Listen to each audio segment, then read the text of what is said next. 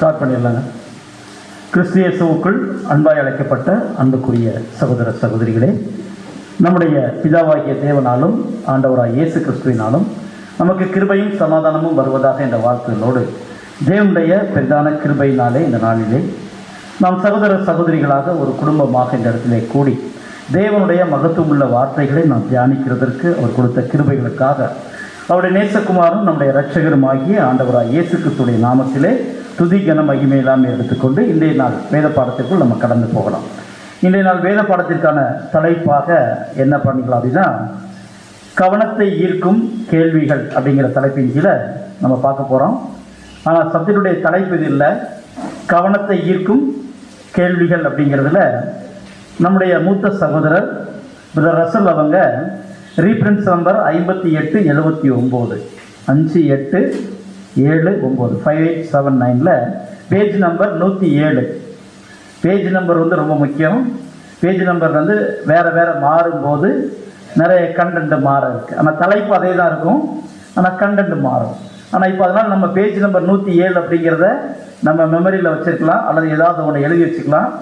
செல் இருக்கிறவங்க கூட புட்வார் நியூ கிரியேச்சரில் போய் இந்த ஒரு பேஜை கூட நீங்கள் எடுத்துக்கலாம். அதற்கான பாடத்தை தான் நம்ம என்ன பண்ண போகிறோம்னா நம்ம பார்க்க போகிறோம். அன்புக்குரிய சகோதர சகோதரர்களே, இந்த பாடத்திற்கு அன்பு சகோதரர் வைத்திருக்கிற தலைப்பு என்ன அப்படின்னா, மீட்கும் பொருளின் விலையும் அதை நடைமுறைப்படுத்துதலும் அப்படிங்கிற தலைப்பின் கீழே நம்ம வந்து பார்க்க போகிறோம். மீட்கும் பொருளின் விலையும் அதை நடைமுறைப்படுத்துதலும் அப்படிங்கிற தலைப்பு. இது வந்து 2 பாகமாக இருக்கும். அடுத்த வாரம் வியாழக்கிழமை கூட இதனுடைய தொடர்ச்சி, ஏன்னா இது ஒரு பெரிய பாடம், இன்றைக்கி ஒரே நாளில் நம்ம பார்க்க முடியாது. அப்படிங்கிறதுனால நம்ம என்ன பண்ணலாம், அடுத்த வார வியாழக்கிழமையில் கூட இதனுடைய 2வது பாகத்தை என்ன பண்ணலாம்னு நம்ம கவனிக்கலாம். சரி, இந்த ஒரு பாடம் எப்படி வடிவமைக்கப்பட்டிருக்கு அப்படின்னா, கேள்வி பதிலாக என்ன செய்யப்பட்டிருக்குன்னா வடிவமைக்கப்பட்டிருக்குது. இந்த கேள்விகள் எப்படிப்பட்டதுன்னு சொல்லி நம்ம பார்க்கும்போது, யாரோ கேள்வி கேட்டதை பிரதர் ரசல் சொன்ன மாதிரி இது இல்லை. ஏன்னா கொஸ்டின் ஆன்சர் புக்கில் நம்ம எப்படி பார்ப்போம்னா, யாராவது ஒருத்தர் கேட்டிருப்பாங்க, பிரதர் ரசல் வந்து பதில் சொல்லியிருப்பாங்க. ஆனால் இந்த ஒரு பாடம் வந்து அப்படி இருக்க மாதிரி தெரியல. நம்ம புரிஞ்சுக்கிறதுக்காக பிரதரை எப்படி அதை வடிவமைச்சிருக்கிறார் அப்படின்னா, கேள்வியும் பதிலுமாக என்ன பண்ணியிருக்காருன்னா வடிவமைச்சிருக்கிறார். அது ரொம்ப பிரயோஜனமாக இருக்குது. அதை நம்ம படிக்கும்போது உண்மையிலே ரொம்ப ஆச்சரியமான வகையில் என்ன செய்யப்பட்டிருக்குன்னா சில பதில்கள் இருக்கிறத வந்து நம்ம கவனிக்கிறோம். அந்த வகையில் இந்த ஒரு சப்ஜெக்ட் எதை பேஸ் பண்ணி இருக்கு அப்படின்னா, பாவ நிவாரண நாள் பலி, அதை குறித்து தான் அதிகமாக இருக்குது. மீட்கும் பொருளினுடைய விலை, மீட்கும் பொருளை சுற்றி தான் என்ன பண்ணியிருக்குன்னா இந்த ஒரு பாடம் வந்து அமைச்சிருக்கிறத வந்து நம்ம வந்து பார்க்குறோம். அன்புக்குரியவர்களே, இந்த ஒரு பாடத்தை குறித்து நம்ம பார்க்கும்போது மீட்கும் பொருள் அப்படிங்கிறது நம்ம பேசிக்கில் கேட்டதோடு சரி, அதிகமாக இந்த பலிகளை குறித்து நம்முடைய சபையில் என்ன பண்ணுறதில்ல, நம்ம பார்த்ததில்ல. கர்த்தருக்கு சித்தமானால் நம்ம பவர் பாயிண்டோடு சில காரியங்களை விளக்கமாக நம்ம பார்க்கலாம். இன்றைக்கி இல்லை, இன்னொரு நாள் என்ன பண்ணலாம் நம்ம பார்க்கலாம். இன்றைக்கி நம்ம என்ன பண்ண போகிறோம்னா, இந்த கேள்வி பதில்களை கவனத்தை ஈர்க்கும் கேள்விகளாக நம்ம என்ன பண்ணலாம்னா நம்ம பார்க்கலாம். ஃபஸ்ட்டு கொஸ்டின் என்ன பண்ணலாம்னு சொல்லி பார்க்கலாம். அதுக்கு முன்னாடி போகிறதுக்கு முன்னாடி, மீட்கும் பொருள் அப்படிங்கிறது எவ்வளவு முக்கியத்துவம் வாய்ந்தது அப்படின்னு சொல்லி நம்ம பார்த்தோம் அப்படின்னா, தேவனுடைய தெய்வீக திட்டத்துக்குள்ள இந்த மீட்கும் பொருள் அப்படிங்கிறது ஒரு சென்டர் கோர். இதை நிறைய சப்ஜெக்ட் நம்ம என்ன பண்ணியிருக்கோம், கேள்விப்பட்டிருக்கோம். இதை மையமாக வச்சு தான் தெய்வீக திட்டமே என்ன ஆகுது அப்படின்னா தொடங்குறத வந்து நம்ம பார்க்குறோம். ஆனால் எடுத்த உடனே மீட்கும் பொருள் கொடுக்கப்பட்டாச்சார் அப்படின்னா இல்லை அப்படிங்கிறது தான் சரியான ஒரு பதில். அப்படின்னு நம்ம பார்க்கும்போது அன்புக்குரியவர்களே, ஒரு மைய பொருளாக இந்த மீட்கும் பொருளை கொடுத்ததான இந்த ஒரு போதனை எப்படி இருக்குன்னா ஒரு மைய பொருளாக இருக்கிறதா நம்ம வந்து பார்க்குறோம். அடுத்து நம்ம பார்க்கும்போது மற்ற எல்லா போதனைகளும் எப்படி வெளிப்படுத்துதுன்னா இதை மையமாக வச்சு தான் என்ன பண்ணுது அப்படின்னா வெளியே வர்றதை வந்து நம்ம பார்க்குறோம். அடுத்து நம்ம பார்க்கும்போது ஒரு கேள்வி, ஃபர்ஸ்ட்ல அவர் என்ன ஆரம்பிக்கிறார் அப்படின்னா, மீட்கும் பொருள் என்ற வார்த்தையை சுருக்கமாக விளக்குக. நம்ம ஸ்கூல்லாம் படிச்சிருப்போம், டிஃபைன் இல்லையா, மீட்கும் பொருள் அப்படின்னு கேட்டோம்னா நம்ம என்ன பண்ணலாம், என்ன ஒரு பதில் சொல்லலாம். ஏன்னா இந்த பொருளுக்கு இந்த ஒரு சப்ஜெக்ட் வந்து கேள்வி பதிலாக இருக்கிறதுனால நீங்களும் கொஞ்சம் எனக்கு என்ன பண்ணணும் அப்படின்னா கொஞ்சம் சப்போர்ட் பண்ணணும். ஏன் அப்படின்னா இங்கே டிரான்ஸ்லேஷன் இருக்கு இல்லையா, டைரெக்டாக அமெரிக்கன் இங்கிலீஷ் என்ன பண்ணியிருக்காங்கன்னா இந்த ரீஃபரன்ஸ் புத்தகத்தில் என்ன பண்ணியிருக்காங்கன்னா மொழிபெயர்த்து கொடுத்துருக்காங்க. அது கொஞ்சம் சிரமமாக இருக்கும், தமிழ்லேயே அது படிக்கிறது கொஞ்சம் சிரமமாக இருக்கும்.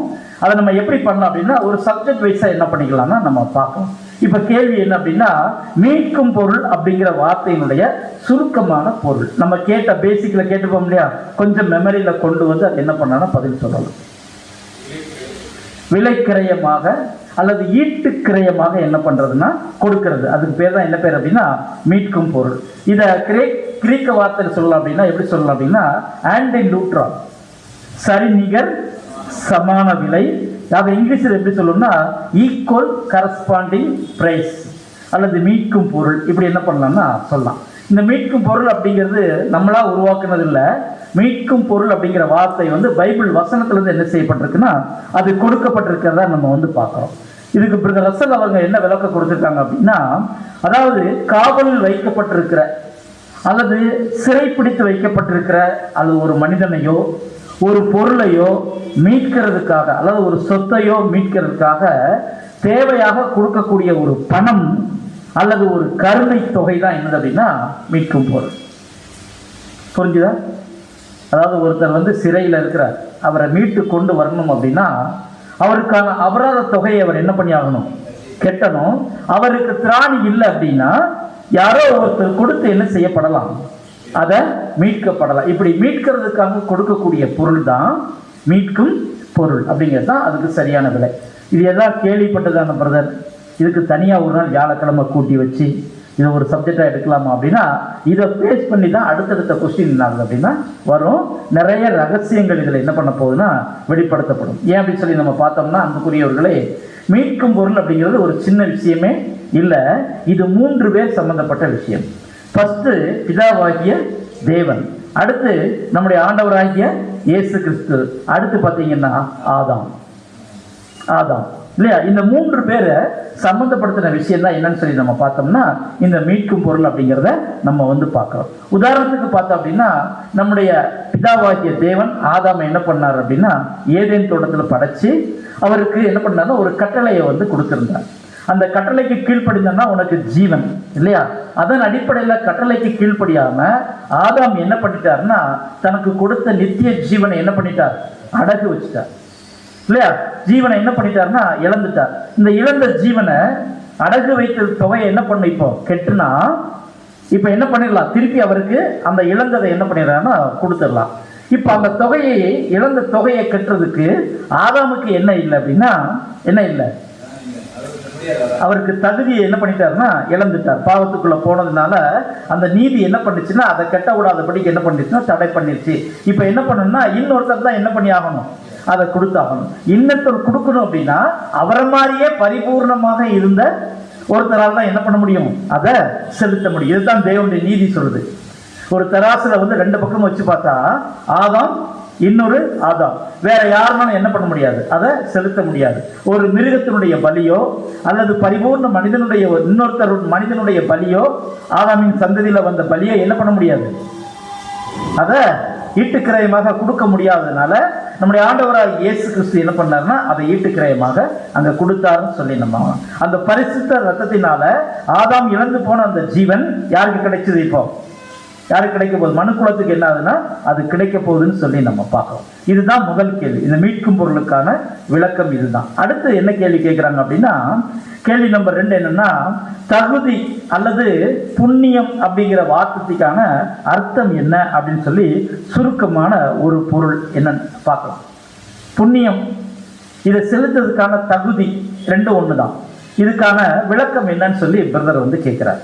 என்ன புண்ணியம் அப்படின்னு சொல்லி பார்த்தோம்னா இதை செய்யக்கூடிய ஒரே தகுதி யாருக்கு மட்டும்தான் இருக்கு அப்படின்னா இயேசு கிறிஸ்துக்கு மட்டும்தான் இருக்கு. இப்போ நான் உங்ககிட்ட ஒரு கேள்வி கேட்குறேன், இது பிதாவாகிய தேவனுக்கு இல்லையா? இருக்கு, மறிக்க முடியும். பிதாவாகிய தேவன் என்ன பண்ண முடியாது, இந்த பூமியில அவர் என்ன செய்ய முடியாதுன்னா மறிக்க முடியாது. அதனால அதை யாருக்கு கொடுத்துட்டாங்க அப்படின்னா அவருடைய குமாரனாகிய ஆண்டவராக இயேசு கிறிஸ்துக்கு என்ன பண்ணிட்டாருன்னா அதை கொடுத்துட்டார். இப்போ இந்த புண்ணியம் யார் கையில இருக்கு, ஆண்டவராகிய இயேசு கிறிஸ்து கையில இருக்கு. அவர் ஒருத்தர் தான் என்ன பண்ண முடியும், செய்ய முடியும். வேற யாருக்கு அந்த புண்ணியம் என்ன பண்ணல, கிடைக்கல. இந்த புண்ணியத்தை குறித்து ஆண்டவராக இயேசு கிறிஸ்து இந்த பூமியில வந்த போது ஏதாவது பெருமை பாராட்டினாரா? அந்த புண்ணியத்தை அவர் எப்படி நினைச்சார்? தனக்கு பிலிப்பியர்ல படிக்கணும்ல 2ஆம் அதிகாரத்துல தனக்கு கிடைத்த வெகுமதியாக அவர் என்ன பண்ணல, அதை நினைக்காம பிதாவாகிய தேவனுடைய சித்தத்தை செய்ய வந்ததாக அவர் நினைச்சிட்டு இந்த பூமியில அவர் வாழக்கூடிய ஜீவிய உரிமைகள் எல்லாம் என்ன பண்ணிட்டார், எல்லாத்தையும் கொடுத்துட்டார். யாருக்காக? ஒண்ணு பிதாவாகிய தேவனுடைய சித்தத்தை செய்யணும், இன்னொன்னு ஜீவனை இழந்து மரணத்திற்கு பாவத்துக்கு உட்பட்டு இருக்கிற ஜனங்களை என்ன பண்ணணும், இப்போ மீட்கணும். இதுக்காக ஆண்டவராகிய இயேசு கிறிஸ்து என்ன பண்ணிட்டார் அப்படின்னா, புண்ணியமாக பெற்றுக்கொண்ட விஷயத்த நமக்காக என்ன பண்ணிட்டாருன்னா கொடுத்துட்டார் அப்படின்னு சொல்லி நம்ம பார்க்கிறோம் இல்லையா. அப்போ பதில் என்னவா இருக்கு அப்படின்னா, கருணை கொள்ள அல்லது வெகுமதி அளிக்க தகுதியுடையதா இருத்தல். வெகுமதி அளிக்கிறதுக்கு தகுதியுடையதா இருக்கு. இப்ப வெகுமதி யார் கொடுக்க போறாங்க அப்படின்னா, பிதாவாகிய தேவன் ஆண்டவராகிய இயேசு கிறிஸ்துக்கு என்ன பண்ண போறார், வெகுமதியாக அதை கொடுக்க போறார். அந்த வெகுமதி என்ன அப்படின்னா, அல்லது பரிசு என்ன அப்படிங்கிறது தான் ரொம்ப ரொம்ப ரொம்ப ரொம்ப ஆச்சரியமான விஷயம். ஏன் ஆச்சரியமான விஷயம் அப்படின்னா, இதை கண்டுபிடிக்கிறதுக்கு ஒரு குழு என்னன்னா, யார் யார் வாசிக்கப்பட்ட ஆதார வசனத்தை கவனிச்சிங்க. ஏசாயா 53ஆம் அதிகாரத்துல கடைசி வசனம் படிச்சோம் இல்லையா, அதுல ஒரு வார்த்தை நீங்க கவனிச்சிருந்தீங்க அப்படின்னா அந்த வெகுமதி என்னன்னு என்ன பண்ணிடலாம்னா கண்டுபிடிச்சிடலாம். அவரை அநேகருக்கு பங்காக என்ன பண்ணிட்டாரம்மா, கொடுத்துட்டார் இல்லையா. பிதாவாகிய தேவன் இயேசு கிறிஸ்துவ அநேகருக்கு பங்காக என்ன பண்ணிட்டாருன்னா கொடுத்துட்டார். அந்த பங்கு தான் என்ன அப்படின்னா அவருக்கு கொடுத்த வெகுமதி அப்படின்னு சொல்லி நம்ம பார்க்கிறோம். அன்புக்குரியவர்களே, அதனுடைய மதிப்பு, வெகுமதி அல்லது இழப்பீட்டை சரி கட்டுறதுக்காக தகுதியோடு இருக்கிறதுக்கு தான் புண்ணியம் அப்படிங்கிறது பேர். நம்மளாம் புண்ணியம்னா என்ன சொல்லுவோம், உலக வழக்கத்தின்படி எனக்கு ஹெல்ப் பண்ணுங்க, இவருக்கு ஹெல்ப் பண்ணுங்க, உங்களுக்கு புண்ணியமா போகும், இதை நீங்க செஞ்சீங்கன்னா புண்ணியமா போகும் அப்படின்னு. அந்த புண்ணியம்னா என்ன அர்த்தம் அப்படின்னா, இதை கொண்டுட்டு ஏதோ ஒண்ணு என்ன பண்ண போறோம், வாங்க போறோம். மனுஷன் என்ன நினைச்சுக்கிறாங்கன்னா, நீங்க சொர்க்கத்துக்கு போறதுக்கு இது என்னவா இருக்கு, ஒரு காரணமா இருக்குன்னு சொல்லி உலக பிரகாரமாக என்ன பண்ணுவாங்கன்னா சொல்லுவாங்க. அப்படின்னா பிதாவாகிய தேவன் ஆண்டவராகிய இயேசு கிறிஸ்து கொடுத்த புண்ணியம் என்ன அப்படின்னா, இதை நீ செஞ்சனா என்ன பண்ணிடலாம், அது உனக்கு ஒரு மிகப்பெரிய விஷயத்தை என்ன பண்ண போகுதுன்னா ஏற்படுத்தி தரப்போகுது. இது யார் மட்டும் புரிஞ்சுக்கிட்டாங்க ஆரம்பத்தில் அப்படின்னா, ஃபர்ஸ்ட் பிதாவாகிய தேவனுக்கு நல்லா தெரியும், அடுத்து யாருக்கு தெரியும், ஆண்டவராகிய இயேசு கிறிஸ்துவுக்கு இது வந்து தெரியும்.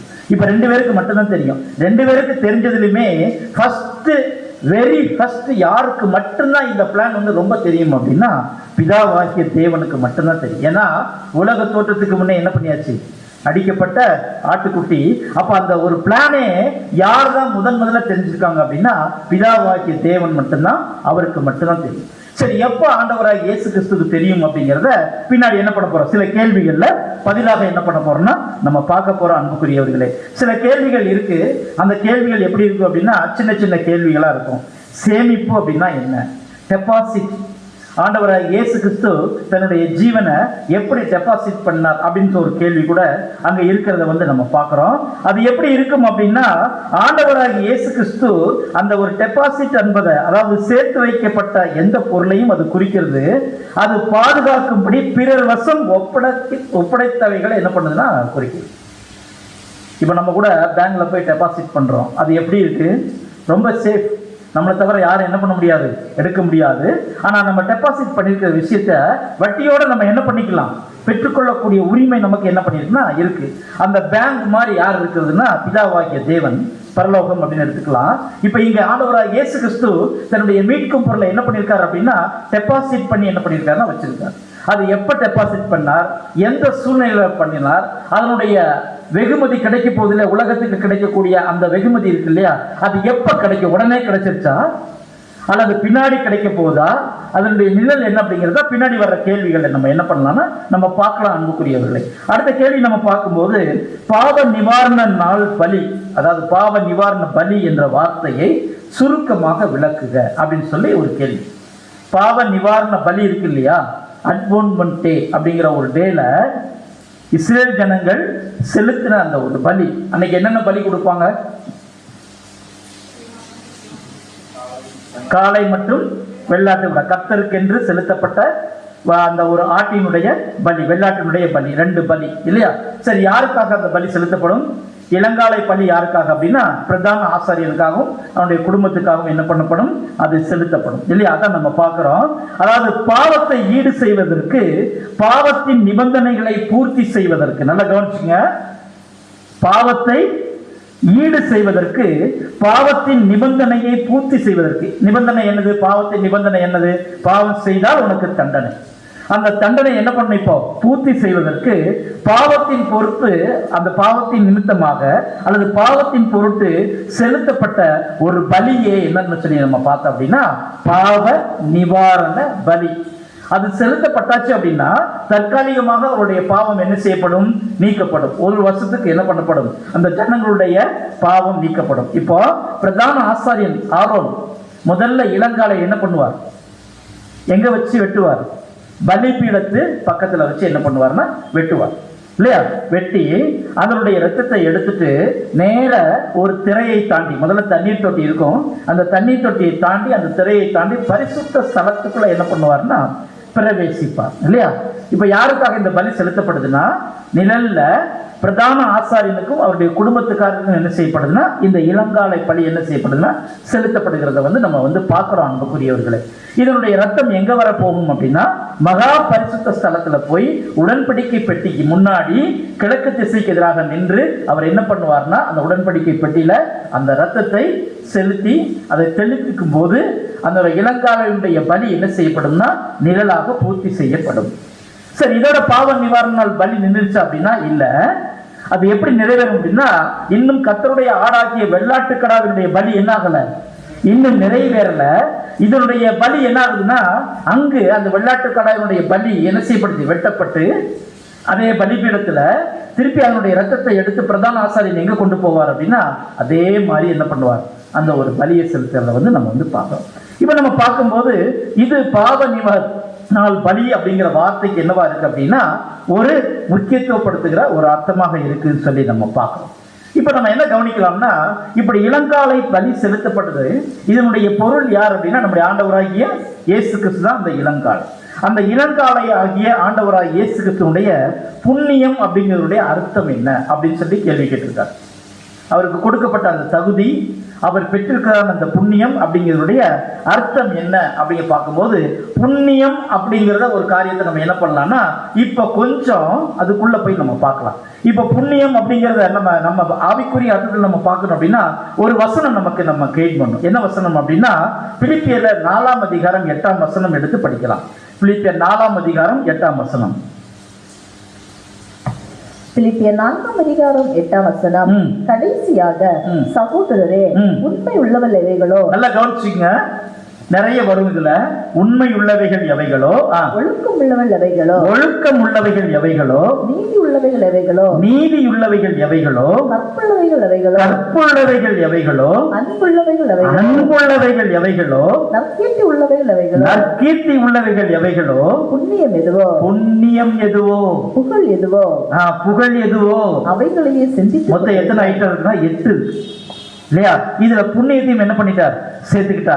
கற்புள்ளவைகள் எவைகளோ, நல்ல ஒழுக்கம் உள்ளவைகள் எவைகளோ, அடுத்து பாத்தீங்கன்னா உண்மை உள்ளவைகள் எவைகளோ, இப்படின்னு வரிசையா சொல்லிட்டு புண்ணியம் எதுவோ புகழ் எதுவோ அதையே நீங்க என்ன பண்ணிட்டு இருங்க? சிந்தித்து கொண்டு இருங்கள். இப்ப இந்த புண்ணியத்தை தான் என்ன பண்ணும் இப்ப நம்ம பார்த்துட்டு இருக்கோம். இப்ப இயேசு கிறிஸ்து மூலமா நமக்கு கிடைத்த புண்ணியம் இருக்கு இல்லையா, இதைத்தான் என்ன பண்ணிட்டு இருக்காருன்னா இங்க பேசுறார். இங்க என்ன சொல்றாரு அப்படின்னா இதை மட்டும் நீங்க என்ன பண்ணிக்கோங்க, சிந்திச்சுட்டு எப்பவுமே இருங்க அப்படின்னு சொல்லி சொல்றார் இல்லையா? அப்போ இயேசு கிறிஸ்துடைய இந்த புண்ணியத்தை பல்வேறு கண்ணோட்டத்துல நம்ம என்ன பண்ணலாம் அப்படின்னா நம்ம பார்க்கலாம். பல ஆங்கிள் இருக்கு. இந்த புண்ணியத்தை பத்தி நம்ம பார்க்கணும் அப்படின்னா பல ஆங்கிள் என்ன பண்ணுதாமா அது இருக்கு. அதே சமயத்தில் பார்க்கும்போது உதாரணமாக மனிதனாக நம்முடைய ஆண்டவராக இயேசு கிறிஸ்து இந்த பூமியில வந்திருக்கும் போது அவருக்குன்னு இதை செலுத்துறதுக்கு ஒரு தகுதி இருக்கு இல்லையா?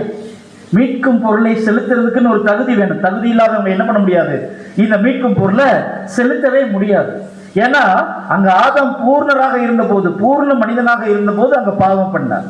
இப்ப அந்த பூர்ண மனிதன் வந்துதான் என்ன செய்ய முடியும் அப்படின்னா இங்க இந்த பலியை செலுத்த முடியும். அதுக்கு முக்கியமான தகுதி என்ன அப்படின்னு சொல்லி நம்ம பார்த்தோம் அப்படின்னா ஆதாம் படைக்கப்பட்ட மாதிரியே இயேசு கிறிஸ்து என்ன செய்யப்படணும், 2ஆம் ஆதாமும் படைக்கப்படணும். ஏன்னா ஆதாம் ஒரு ஸ்திரீலிருந்து என்ன பண்ணல, வரல.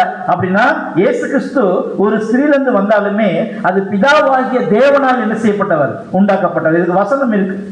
ஆதாம், இரண்டாம் ஆதாம் அப்படிங்கிறவர் தேவனால் உண்டானவர் அப்படிங்கிறத வந்து நம்ம வந்து பார்க்கிறோம். அப்படின்னா அது ரெண்டும் ஈக்குவலா இருந்தா மட்டுமே தான் அது என்ன பண்ண முடியும், மீட்கும் பொருளை என்ன பண்ண முடியும்னா அது கொடுக்க முடியும் சொல்லி நம்ம பார்க்கிறோம் இல்லையா. அப்ப பாருங்க, அவர் தெய்வீக திட்டத்திற்கு கீழ்ப்படிந்து தேவனிடத்தில் தம்முடைய ராஜரீக விசுவாசத்தை நிரூபித்ததை அறிவுறுத்தும் உணர்வில் அவர் வெளிப்பட்டார். அதாவது அந்த ராஜரீக விசுவாச பிதாவாகிய தேவன் என்னை நம்பி என்ன பண்ணியிருக்கார், இந்த பொறுப்பை கொடுத்திருக்கார், இது எனக்கே தகுதியுடையதா அவர் நினைச்சு என்ன பண்ணியிருக்காருன்னா என்னை அனுப்பியிருக்காருன்னு சொல்லி அதை மனசுல வச்சு ஆண்டவராக இயேசு கிறிஸ்து தன்னுடைய பலியை என்ன பண்ணியிருக்காருன்னா அதை கொடுத்திருக்காருன்னு சொல்லி பார்க்கணும். அல்லது ஒரு மனிதனாக அவரிடமிருந்து தகுதிகளை என்ன பண்ண முடியும்னா நம்ம பேசலாம். எப்படி அப்படின்னா பாருங்க, பிரமாணத்தின் படியும் நீதியின் படியும் சரியான விகிதத்திலும் தாம் பெற்றிருந்த இந்த புண்ணியங்களை அவர் வந்து கொடுத்தார். அவர் எப்படி கொடுத்தார் அப்படின்னா நீதியின் படி கொடுத்தார். அவர் எப்படி கொடுத்தாருன்னு பாத்தீங்கன்னா பிரமாணத்தின் படி என்ன பண்ணிருக்காருமா கொடுத்திருக்காரு. ஏதோ சும்மா தேவன் சொன்னாரு நான் கொடுத்திருக்கேன், மனுஷர்கள் விரும்பினாங்க நான் கொடுத்திருக்கேன், அப்படி இல்லை. எதன்படி கொடுத்திருக்காருன்னா நீதியின் படி. அந்த நீதி என்ன, அந்த பிரமாணம் என்ன அப்படின்னா ஒருத்தர் பாவம் செஞ்சா அந்த பாவத்துக்கு நிவாரணமாக ஒரு ஆடோ அல்லது ஒரு விலங்கோ ஏதோ ஒன்று என்ன செய்யப்படணும், அடிக்கப்படணும். கண்ணுக்கு கண், பல்லுக்கு பல் இல்லையா. இது வந்து பிதாவாகிய தேவனுடைய நீதி. இந்த நீதிக்கு உட்பட்டு தான் என்ன பண்ணணும் அப்படின்னா அவர் பலி செலுத்தணும். இதே மாதிரிதான் அந்த நீதியின் படியும் அந்த பிரமாணத்தின் படியும் என்ன பண்ணியிருக்காருன்னா ஆண்டவராகிய இயேசு கிறிஸ்து அந்த ஒரு புண்ணியத்தை என்ன பண்ணியிருக்காருன்னா கொடுத்திருக்கிறதா வந்து நம்ம பார்க்கிறோம். ஆனால் நம்ம பார்க்கும்போது அன்புக்குரியவர்களே, உலகத்தின் பாவத்திற்காக கர்த்தர் இயேசு ஒப்புரவாக்கினதின் புண்ணியத்தை குறித்து நம்ம பேசும்போது இன்னொரு காரியம் இருக்கு. அதை முழுமையாக நம்ம என்ன பண்ணோம்னா புரிந்து கொள்ள வேண்டும். இப்பதான் சப்ஜெக்டுக்குள்ள ரொம்ப டீப்பா உள்ள போறோம் இல்லையா. இன்னும் என்ன பண்ண போறோம்னு நம்ம போறோம். நல்லா கவனிச்சுக்கலாம். எப்படி அப்படின்னா உலகத்தின் பாவத்திற்காக கிறிஸ்து இயேசு ஒப்புரவாக்கினதின் புண்ணியத்தை குறித்து நம்ம பேசும்போது இன்னொரு காரியத்தை நம்ம முழுமையாக என்ன பண்ணிக்கணுமா அதை புரிஞ்சுக்கணும். அந்த இன்னொரு காரியம் என்னன்னு சொல்லி நம்ம பார்க்கும்போது நம்முடைய பிதாவா, அதாவது அந்த ஆண்டவராகிய இயேசு கிறிஸ்துவுக்கும் பிதாவாகிய தேவனுக்கும் இடையில ஒரு ஒப்பந்தம் இருக்கு. என்ன இருக்கு? ஒரு ஒப்பந்தம் அல்லது ஒரு உடன்படிக்கை என்ன பண்ணா இருக்கு.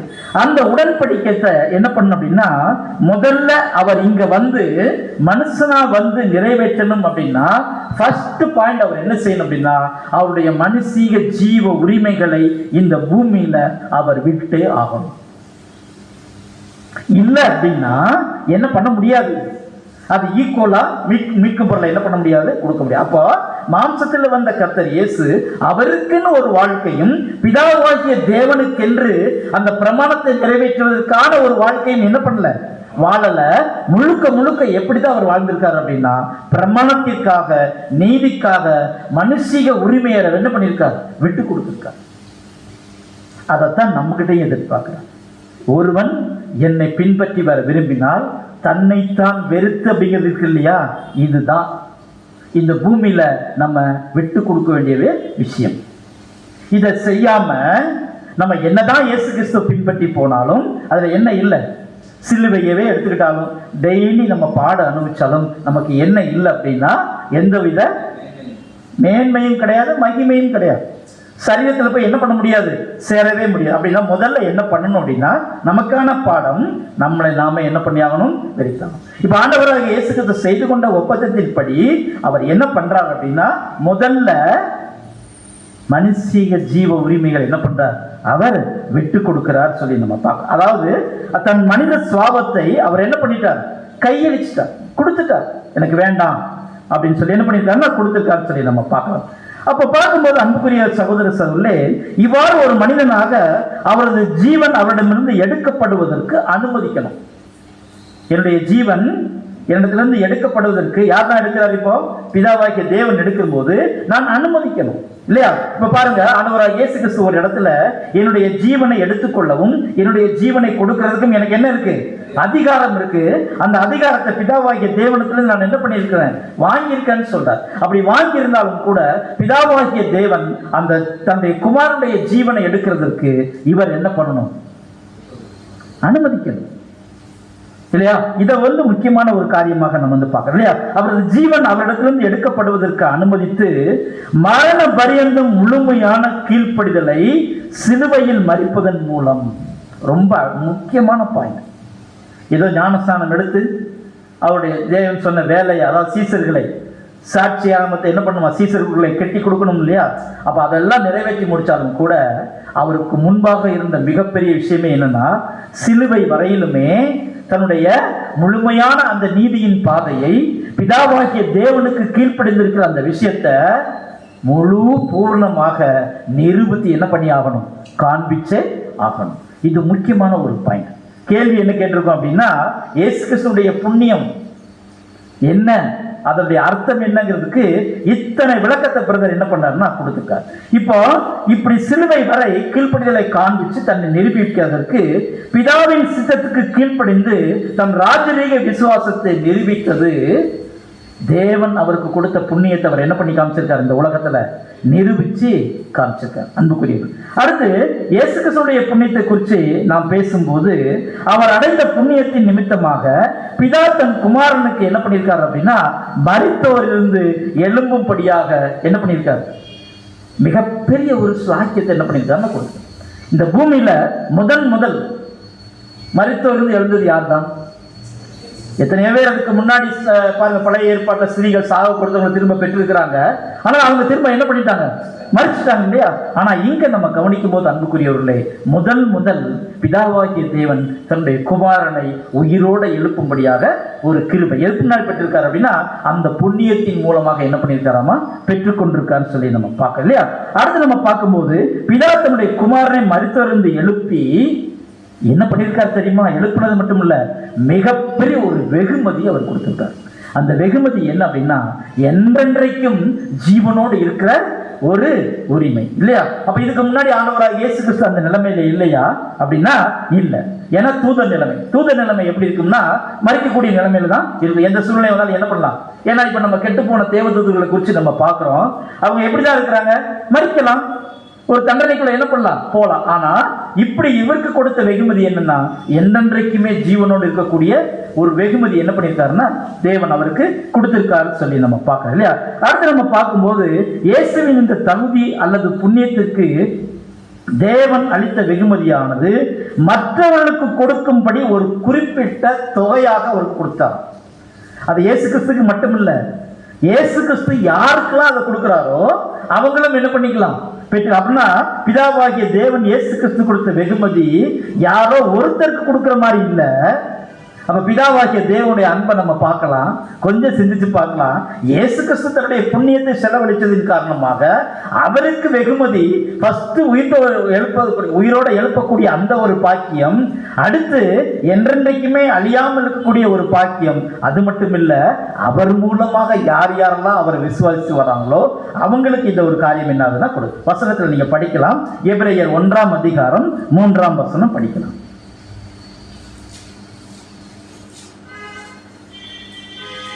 எபிரேயர் 1ஆம் அதிகாரம் 3ஆம் வசனம். எபிரேயர் 1ஆம் அதிகாரம் 3ஆம் வசனம். இவர் அவருடைய மகிமையின் பிரகாசமும் அவருடைய தன்மையின் சொரூபமாய் இருந்து. இவர் அவருடைய மகிமையின் பிரகாசமும் தன்மையின் சொரூபமாய் இருந்து சர்வத்தையும் தம்முடைய வல்லமை உள்ள வசத்தினாலே தாங்குகிறவராய். எப்படி சொல்லியிருக்காரு, தம்முடைய வல்லமை உள்ள, படியும், தம்முடைய வல்லமை உள்ள வசனத்தை தாங்குகிறவராய் தம்மாலே தாமே நம்முடைய பாவங்களை நீக்கும் சுத்திகரிப்பை உண்டு பண்ணி. பாத்தீங்களா, சுத்திகரிப்பை என்ன பண்ணியிருக்காரம்மா, உண்டு பண்ணி இருக்கிறார். அன்புக்குரிய சகோதர சகோதரர்களே, இது எவ்வளவு பெரிய பாக்கியம். இப்ப ஆண்டவராகிய இயேசு கிறிஸ்து இதை பெற்றுக்கொள்றதற்கு தன்னுடைய மாம்சீக உரிமையை விட்டு கொடுத்தது மட்டுமில்ல, மரண பரியந்தம் என்ன பண்ணியிருக்கார், கீழ்ப்படிச்சிருக்கார். அதனால ஆண்டவராகிய இயேசு கிறிஸ்து பிதாவாகிய தேவன் மரித்தோரிலிருந்து முதல் பலனாக என்ன பண்ணிட்டார், எடுத்துக்கிட்டார். இப்போ முதல் பலன் அப்படின்னு சொல்லும் போது இஸ்ரேல் ஜனங்கள் என்ன பண்றோம் அப்படின்னா, தன்னுடைய முதல் பலனை தேவனுக்கு காணிக்கையாக அசைவாட்டும் பலியாக கொடுக்கணும். இப்ப ஆண்டவராகிய இயேசு கிறிஸ்து முதல் அசைவாட்டும் பலி. அந்த அசைவாட்டும் பலி எப்ப நிறைவேற்றப்பட்டுச்சுன்னா, சிலுவையில் என்ன செய்யப்பட்டுச்சு, நிறைவேற்றப்பட்டுச்சு. சிலுவையில் ஆண்டவராகிய இயேசு கிறிஸ்து இருந்தது முதல் அசைவாட்டு பலியினுடைய பொருள். அதாவது அந்த நிஜமானது என்ன செய்யப்பட்டுச்சுன்னா அது கொண்டு வரப்பட்டதை நம்ம பார்க்கணும். அன்புக்குரியவர்களை, அடுத்து நம்ம பார்க்கும்போது அவரது மனித உரிமை, ஜீவத்தின் உரிமைகளை, அந்த வெகுமதி, அதை அவர் பாவத்தாலோ அல்லது வேற எந்த வழிமுறைகளின் படி நடந்ததோ அதை இழந்து விடாமல் காத்துக்கொண்டார். கொஞ்சம் லேசா ஒரு நாள் மட்டும் நான் இந்த உலகத்தின்படி இருந்து வந்துக்கிறேன் ஆண்டவரே, இந்த பூமியில மனுஷனா வர்றது எவ்வளவு பெரிய பாக்கியம். இதைத்தான் தேவ தூதர்கள் நினைச்சாங்க. சௌந்தரியம் உள்ளவர்கள் என்று கண்டு யார? ஸ்திரீகளை. வந்த உடனே ஆசை வந்துச்சு இல்லையா? இப்ப இது ஆண்டவராக இயேசு கிறிஸ்து இந்த பூமியில வரும்போது பாவிகளோட பாவிகளா இருக்கிறார், பாவியின் வரிசையில நிற்கிறார் ஞானஸ்நானம் எடுக்கிறதுக்கு இல்லையா? பாவிகளோடு வாழ்றார், பாவிகளுடைய வீட்டுல போய் என்ன பண்றார்? பாவத்திலும் சாபத்திலும் மரணத்திலும் இருக்கக்கூடிய மனிதர்களுடைய வீட்டுல உட்கார்ந்து அவர்கள் சமைச்ச சாப்பாடை என்ன பண்றாருன்னா சாப்பிடுறார். அவர் நினைச்சிருந்தா என்ன ஒரு பாலோகம், அது என்ன இருந்துட்டு போட்டோம், அப்பா என்னை கைவிட மாட்டாரு, அவருக்கு பிரியம் நான் இருக்கிறேன், ஆனாலும் கூட இந்த ஜனங்கள் மாதிரி ஒரு வாழ்க்கையை நான் என்ன பண்ணிடுறேன், வாழ்ந்துடுறேன்னு சொல்லி அந்த இடத்துக்கு அவர் மைண்டு போகாம நமக்காக என்ன பண்ணியிருக்கார்? தன்னுடைய உரிமையே விட்டு கொடுத்திருக்கார். அன்புக்குரிய சகோதரர் சொல்லி, மனித ஜீவனுக்கான இந்த உரிமைகள் இயேசு தனக்கு சொந்தமாக்கி கொண்ட தகுதிகளாக இருந்து பிதாவின் திட்டத்திற்கு முழு இசைவாக எப்படி இருக்கு? அவர் ஒன்று பண்ணியிருக்காரு இல்லையா? யாரு? நம்முடைய ஆண்டவராக இயேசு கிறிஸ்து ஒன்று பண்றார் இல்லையா? பிதாவாகிய தேவனுடைய சித்தத்திற்கு இசைவாக, இன்னும் சொல்ல போனா பேரலா, பிதாவாகிய தேவன் மனுஷனை குறித்து வைத்திருக்கிற தேவனுடைய திட்டத்துல பிதாவாகிய தேவன் எந்த ரூட்ல போயிட்டு இருக்காரோ அதுக்கு பேரலா அப்படியே என்ன பண்ணிட்டு இருக்காரு? போயிட்டே இருக்கிறார். ரெண்டு பேரும், இவர் பிதா, அவர் குமாரன்.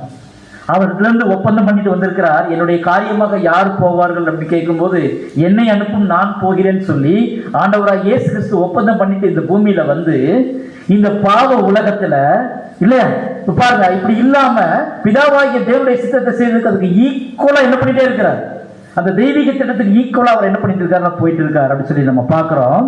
முழு உலகின் பாவங்களை போக்கும்படி இயேசு கிறிஸ்துவால் பொருந்த செய்யப்பட்டது. என்ன செய்யப்பட்டிருக்கு? கொஞ்சம் கூட பிசகாம கரெக்டா என்ன பண்ணிட்டார் ஆண்டவராக இயேசு கிறிஸ்து அதை செஞ்சிருக்காரு சொல்லி நம்ம பார்க்கிறோம் இல்லையா? பாருங்க, இதுக்கு வசனம் நம்ம படிக்கலாம். 1 யோவான் 2ஆம் அதிகாரம் 2ஆம் வசனம். 1 யோவான் 2ஆம் அதிகாரம் 2ஆம் வசனம். நம்முடைய பாவங்களை நிவர்த்தி செய்கிற கிருபாதார பலி அவரே. நம்முடைய பாவங்களை நிவர்த்தி செய்கிற கிருபாதார பலி. இது எல்லாம் எந்த ஆதாரத்தில் செய்யப்படுது? பிதாவாகிய தேவன் வச்ச திட்டமும் சரி, ஆண்டவராகிய இயேசு கிறிஸ்து இதை நிறைவேற்றுகிற விதமும் சரி, கிருபையின் ஆதாரத்தில் என்ன செய்யப்படுது? செய்யப்படுது இல்லையா? கிருபாதார பலி அவரே. நம்முடைய பாவங்களை மாத்திரமல்ல, நம்முடைய பாவங்களை மாத்திரமல்ல, சர்வலோகத்தின் பாவத்தையும் என்ன பண்ணுதான்? அப்படின்னா தேவன் கொடுத்த வெகுமதி சின்னதில்லை, இது அவருக்கானது மட்டுமல்ல, பிதாவாகிய தேவனு கூட இது மட்டும் போதும் இல்லை. அது எப்படிப்பட்ட பலியா மாறிச்சுன்னா, சபையினுடைய பலிக்கும் ஒட்டுமொத்த உலகத்தினுடைய பலி, அந்த ஒரு மீட்கும் என்ன இருக்குன்னா ரட்சிப்புக்குமாக என்ன இருக்குன்னா எடுத்துக்க சொல்லி நம்ம பார்க்கிறோம் அன்புக்குரியவர்களே. அப்படின்னா முழு உலகத்தின் பாவங்கள் மற்றும் அவருக்குள் மரித்த அவருடைய சந்ததியாரின் பாவங்கள் மற்றும் அவருக்குள் மரித்த அவருடைய சந்ததியாரின் புண்ணியம் பாருங்க, அந்த ஒரு பாவம் இருக்கு இல்லையா, அவரது சந்ததியார் அனைவரையும் சேர்த்து என்ன செய்யப்பட்டிருக்குன்னா அது கூறப்பட்டிருக்கு. அப்ப எல்லாருக்குமாக என்ன பண்ணியிருக்காருன்னா ஆண்டவராக இயேசு கிறிஸ்து பலியாக கொடுத்திருக்காரு சொல்லி நம்ம. சோ இந்த தகுதி அல்லது புண்ணியம் ஏற்கனவே நம் கர்த்தருடையதாகி பிதாவினால் நியமிக்கப்பட்ட ஏற்ற வேளையில் அது என்ன செய்யப்பட்டுச்சுன்னா பகிர்ந்தளிக்கப்படும். பகிர்ந்தளிக்கப்பட்டாச்சு இல்லை, பகிர்ந்தளிக்கப்படும். ஏன் பிரதர் இப்படி எழுதியிருக்காரு அப்படின்னா அதுக்கு ஒரு முக்கியமான காரணம் இருக்கு. சரி, யாராவது ஒரு ஃபேனை வந்து போட்டுவிடும், கொஞ்சம் என்ன ஆகுதுன்னா கொஞ்சம் ஸ்வெட்டிங் ஆகுது இல்லையா? அன்புக்குரியவர்களே, தொடர்ந்து நம்ம பார்க்கலாம் இல்லையா? பாருங்க, இந்த புண்ணியம் ஏற்கனவே நம் கர்த்தருடையதாகி பிதாவினால் நியமிக்கப்பட்ட ஏற்ற வேளையிலே அது பகிர்ந்தளிக்கப்படும். இப்ப கூட நம்ம என்ன பண்ணலாம் அப்படின்னா அன்புக்குரியவர்களே, இப்ப நம்ம வசனம் படிக்கலாம். ஏசாயா 53ஆம் அதிகாரம் 12ஆம் வசனத்தை என்ன பண்ணலாம் நம்ம படிக்கலாம். ஏசாயா 53ஆம் அதிகாரம் 12ஆம் வசனம். அவர் தம்முடைய ஆத்துமாவை மரணத்தில் ஊற்றி, அவர் தம்முடைய ஆத்துமாவை மரணத்தில் ஊற்றி அக்கிரமக்காரர்கள் ஒருவராக எண்ணப்பட்டு, அக்கிரமக்காரர்கள் ஒருவராக என்ன செய்யப்பட்டிருக்கார்? எண்ணப்பட்டிருக்கிறார் இல்லையா? அந்த பாவியோடைய பாவியா ஞானஸ்தானம் எடுக்கிறதுக்கு லைன்ல என்ன பண்ணியிருக்காரு? நின்றுருக்காரு இல்லையா? அக்கிரமக்காரர்கள் ஒருவராக எண்ணப்பட்டு அநேகருடைய பாவத்தை தாமே சுமந்து, அநேகருடைய பாவங்களை என்ன பண்ணியிருக்காரு? அவரே சுமந்து அக்கிரமக்காரருக்காக வேண்டிக் கொண்டது நிமித்தம் அநேகரை அவருக்கு பங்காக கொடுப்பேன். அநேகருக்கு அவருக்கு பங்காக என்ன பண்ணியிருக்காரு? எத்தனை பேரு? 1,00,000 44,000 பேர். இதுல கொஞ்சம் இந்த வார்த்தையில கொஞ்சம் பங்காக கொடுத்தேன் இருக்கு இல்லையா, அதுல சின்ன ஒரு மொழிபெயர்ப்பு திருத்தம் இருக்கு. அதை நம்ம இப்ப பார்க்க வேண்டாம், பின்னாடி என்ன பண்ணிக்கலாம், நம்ம பார்த்துக்கலாம். அன்புக்குரியவர்களே, அடுத்த கேள்வி நம்ம பார்க்க போறோம். ஒப்புரவாகுதல் என்ற வார்த்தைக்கு சுருக்கமான விளக்கம் தருக. இப்ப இவ்வளவு நேரம் பலியை பத்தி பார்த்தோம், ஆண்டவராக இயேசு கிறிஸ்து அதை எப்படி செய்து முடிச்சாருன்னு பார்த்தோம், அதுக்கான வெகுமதி என்னன்னு சொல்லி நம்ம பார்த்தோம். ஆனா இப்ப என்ன பார்க்க போறோம்னா, ஒப்புரவாகுதல் என்றால் என்ன. ஒப்புரவாகுதல் அப்படின்னு ஒரு வால்யூமே இருக்கு. அதை குறித்து நிறைய சகோதரர்கள் இப்ப என்ன பண்ணிருக்காங்கன்னா பெரிய ஸ்டடி எடுத்துட்டு இருக்காங்க. முடிஞ்ச அந்த வேத பாடங்கள் நீங்க கவனிங்க, அது ரொம்ப பிரயோஜனமா இருக்கும். நம்ம கூட சீக்கிரத்துல என்ன பண்ண போறோம்னா, கர்த்தருக்கு சித்தமானால் அந்த வால்யூம் என்ன பண்ண போறோம்னா எடுத்து பெரிய ஸ்டடியாக நம்ம படிக்கலாம். சகோதரர்கள் மத்தியில கேட்டு அதை என்ன பண்ணாலும் நம்ம படிக்கலாம். அன்புக்குரியவர்களே, ஒப்புரவாக்குதல் என்றால் என்ன அப்படின்னு கேள்வி கேட்டா நம்ம என்ன பதில் சொல்லலாம்? இப்ப 2 பேருக்கு இடையில பிரச்சனை, பிரதர் ஏ பிரதர் பி, அந்த 2 பேருக்கு இடையில பிரச்சனை. அது தீரல, 2 பேரும் பேசி என்ன பண்ணல, தீரல. இப்ப 2 பேரையும் சமரசம் பண்ணி வைக்கிறதுக்கு ஒருத்தர் வருவார் இல்லையா, பிரதர் சி என்ன பண்ணுவார், வருவார். அவர் என்ன பண்ணுவார் அப்படின்னா, 2 பேரையும் என்ன பண்ணணும்னா ஒப்புரவாக்கணும், சமாதானப்படுத்தணும். அந்த சமாதானப்படுத்துற விஷயம்தான் ஒப்புரவாகுதல் இல்லையா. இந்த ஒப்புரவாகுதல் அப்படிங்கிற வார்த்தைக்குடைய சுருக்கமான விளக்கத்தை நம்ம உலக பிரகாரமா என்ன பண்ணிருக்கோம்னா பார்த்துட்டோம். இப்ப என்ன பண்ண போறோம்னா சத்தியத்தின் அடிப்படையில நம்ம பார்க்கலாம். அன்புக்குரியவர்களே, இப்ப நம்ம பார்க்கும்போது இப்போ மனித குடும்பத்திற்கு இதை பொருத்தி பார்க்கும்போது இது முக்கியத்துவப்படுத்துவது என்னவென்றால், ஆதாம் மற்றும் அவரது சந்ததியார் தெய்வீக ஏற்பாட்டிற்கு கீழ்ப்படியாது இருந்து ஒரு பிரச்சனை. ஏ பிரச்சனை அப்படி பார்த்தோம் இல்லையா, பி கடையில பிரச்சனை. இப்போ ஆதாம் கீழ்ப்படியாம இருந்ததுனால பிதாவாகிய தேவனுக்கும் ஆதாமின் சந்ததிக்கும் ஒரு பிரச்சனை. ஏன்னா பாவம் மற்றும் சாபம் வந்ததுனால இப்ப மரணத்துக்கு என்ன பண்ணிருக்காங்க, எல்லாரும் கீழ்ப்படிந்து இருக்கிறாங்க. இப்ப 2 பேருக்குள்ள பிரச்சனையில இருந்து ஒருத்தர் சமரசம் பண்ணி ஒப்புரவாகுதலை என்ன பண்ண இப்போ ஏற்படுத்தி வைக்கணும் இல்லையா. அதான் சொல்றாரு இல்லையா. பாருங்க, கீழ்ப்படியாக இருந்து தெய்வீக வெறுப்புக்கும் சாபத்திற்கும் உள்ளாயினர். இப்ப தெய்வீக ஏற்பாட்டின்படி இந்த சாபமானது தேவனை விட்டு அவர்களை வழி விலக்கினது. இந்த பாவத்தினால தேவனுக்கு மனுஷனுக்கு எவ்வளவு தூரம், தேவனுடைய நீதிக்கு பக்கத்துல மனுஷன் போய் நிக்க முடியுமா, நிக்கவே முடியாது. 6000 வருஷ காலம், எவ்வளவு காலப்பகுதி மனுஷன் எத்தனை சந்ததி வந்துட்டு போயிட்டு பாருங்க இல்லையா. அப்போ தேவனுக்கு மனுஷனுக்கு ரொம்ப தூரம். இந்த பாவம் சாபத்தினால என்ன ஆச்சு அப்படின்னா வெகு தூரம் போயாச்சு. இந்த வெகு தூரத்தை மறுபடியும் குறைச்சி என்ன பண்ணணும் அப்படின்னா பிதாவாகிய தேவனத்துல சேர்க்கணும் அப்படின்னா ஒப்புரவாகுதலின் ஊழியத்தை என்ன பண்ணணும், ஒருத்தர் செய்யணும். அந்த ஒப்புரவாகுதலின் ஊழியத்தை இயேசு கிறிஸ்து யாருக்கு ஒப்பு கொடுத்துட்டாரு சொல்லி பவுல் சொல்றாரு, எங்களுக்கிட்ட என்ன பண்ணிட்டார், அதை கொடுத்துட்டார். அந்த ஒப்புரவாகுதலின் ஊழியத்தினுடைய ஊழியக்காரனாக நம்மளும் என்ன பண்ணிட்டு இருக்கோம், இப்போ இருந்துட்டு இருக்கோம். அப்போ பவுல் என்ன பண்றாருன்னா அந்த ஊழியத்திற்காக இருக்கார். இப்ப இந்த ஒப்புரவாகுதல் வேலையை யார் தான் செய்ய முடியும் அப்படின்னா அதற்கே தகுதியான ஒருத்தர் தான் என்ன பண்ண முடியும், செய்ய முடியும். பாவத்திலும் சாபத்திலும் இருக்கக்கூடிய இன்னொருத்தர் செய்ய முடியுமா? நீயே யாருப்பா, நானே பாவி இல்லையா. நான் போய் என்ன பண்ண முடியாது, இவருடைய பாவங்களை மன்னிங்க, இந்த சாபத்தை எடுத்து போடுங்க என்ன பண்ண முடியாது. முதல்ல உன் சாபத்தை எடுக்கிறதுக்கே ஒருத்தர் வேணும் இல்லையா. அப்ப நம்ம என்ன பண்ண முடியாது, பாவத்தில் பிறந்த ஒருத்தர் என்ன பண்ண முடியாதுன்னா அதை செய்ய முடியாது இல்லையா. அப்படி நம்ம பார்க்கும்போது அன்புக்குரிய சகோதரர்களே, இப்படி வழி விலக்கி இருக்கும்போது அனைவரும் மீண்டும் தேவனோடு ஒப்புரவாகிறதற்கு முழு மனுக்குலமும் அவரோடு இசைவா இருக்கும்படி அதை கொண்டு வரணும் அப்படின்னா ஒருத்தர் என்ன பண்ணணும், ஒப்புரவாகிறதற்கு வரணும். ஒப்புரவாக்கணும், 2 பேரையும் சேர்த்து என்ன பண்ணணும், வைக்கணும். இதுக்கு ஒரு விலைக்கிரயம் தேவைப்படுது. சும்மா ஆண்டவராக இயேசு கிறிஸ்து போதனை பண்ணி நீங்க எல்லாம் இப்படி சேர்ந்துருங்க, என்னுடைய உபதேசத்தை நீங்க கேட்டுருங்க அப்படின்னு சொல்லி போதனையோடு பண்ணி முடிச்சுட்டு அவருடைய வாழ்க்கையில 3 வருஷம் இருந்துட்டு போயிட்டாருன்னா என்ன பண்ண முடியாது, கிடைக்காது.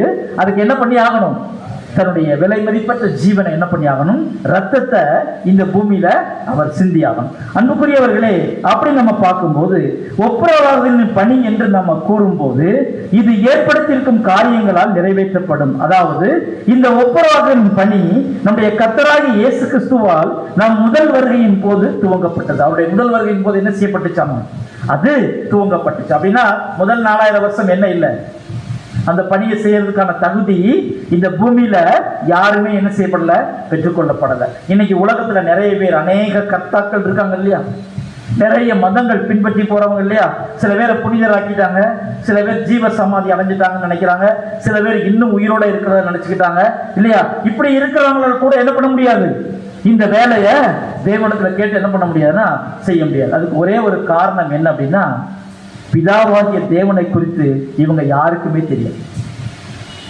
ஏதோ பரம்பொருள் அப்படின்னு சொல்லிட்டு இருப்பாங்க இல்லையா, இவங்களுக்கு யாருக்குமே என்ன தெரியாது, பிதாவாகிய தேவனை குறித்து தெரியாது. அவரை குறித்து தெரியாம அவருக்கு என்ன பண்ண முடியாது, ஒப்புரவாதலின் ஊழியத்தை என்ன செய்ய முடியாதுன்னா செய்யவே முடியாது. அப்போ பிதாவை பற்றியும் குமாரனை பற்றியும் தெரிந்தவங்க தான் என்ன பண்ண முடியும், அந்த ஒப்புரவாதலின் ஊழியத்தை எடுத்து செய்ய முடியும்.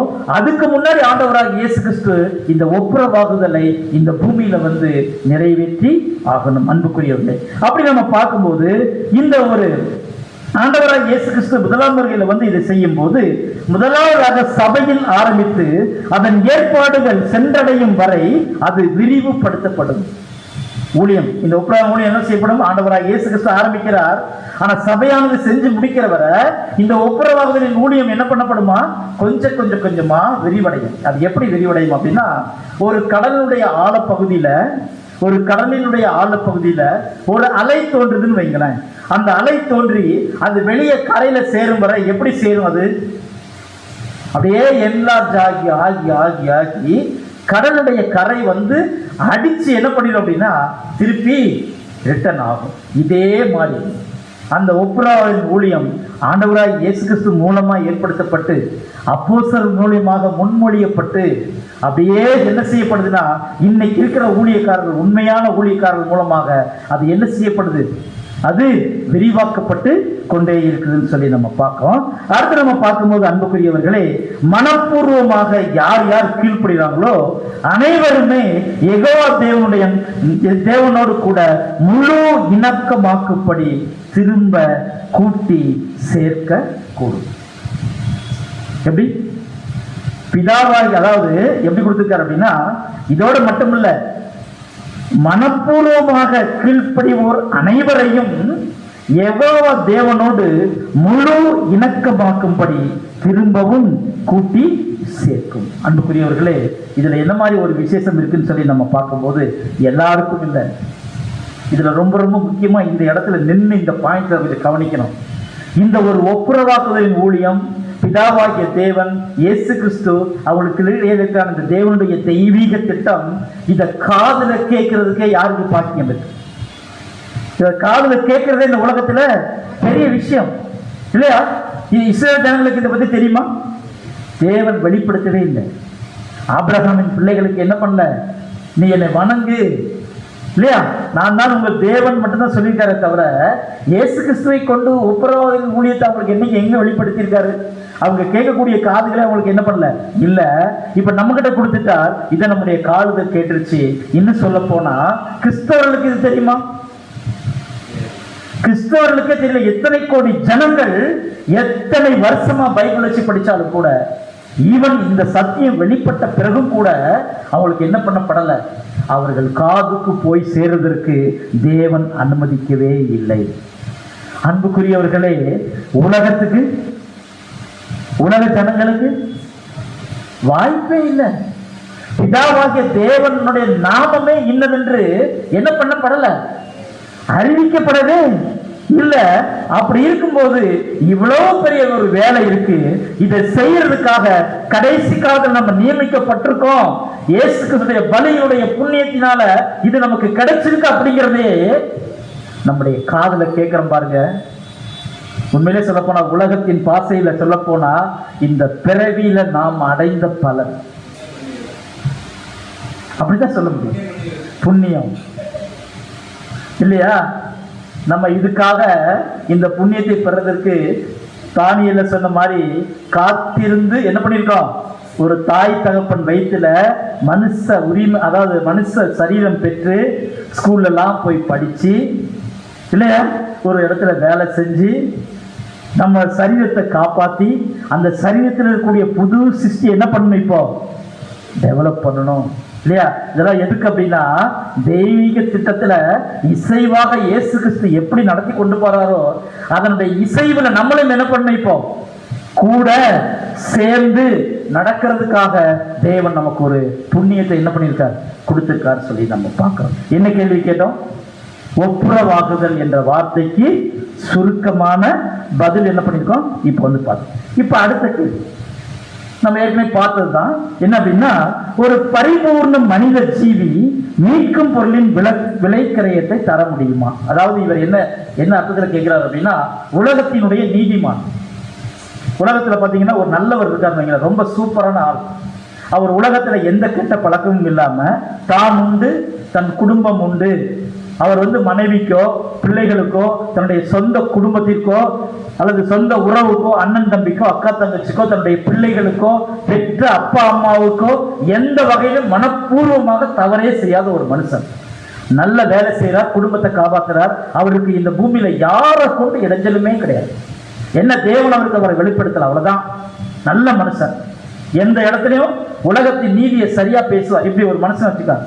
இவர் வந்து ஈட்டுக்கரையன் கொடுக்க முடியுமா? வசனம் ஏதாவது ஞாபகத்துக்கு வருதா? சங்கீதம் படிக்கணும் இல்லையா? நான் துர்க்குணத்தில் உருவானேன், என் தாய் என்னை பாவத்தில் கற்பந்தளித்தார். அப்படின்னா பிறந்ததே எதுதான்?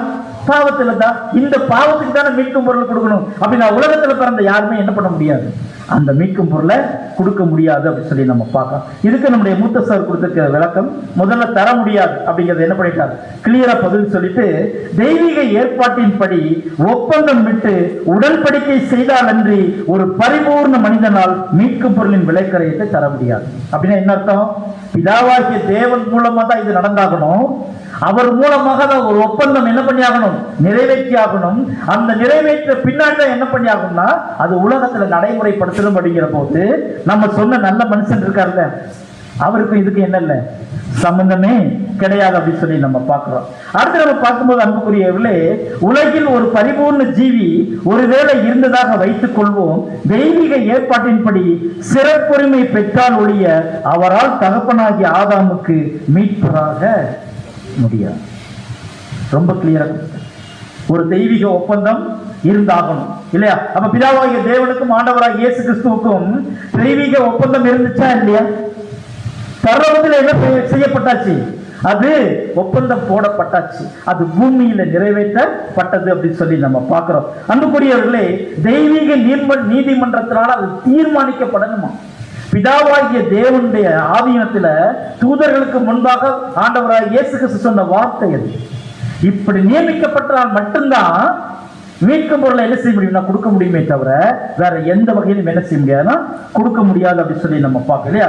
ஒரு பரிபூர்ண மனுஷனாக தெய்வீக ஏற்பாட்டின்படி மீட்கும் பொருளின் விலைக்கிரயத்தை தர பொருத்தமானவராக யார் கருதப்படுதார்னா அது நம்முடைய ஆண்டவராகிய இயேசு கிறிஸ்து மட்டும்தான் இல்லையா? அப்படி நம்ம பார்க்கும்போது தெய்வீக திட்டத்தினை நிறைவேற்றும்படி தம்மையே ஒப்பு கொடுத்தார். ஆண்டவராகிய இயேசு கிறிஸ்து எப்படி ஒப்பு கொடுத்துக்கிறார்?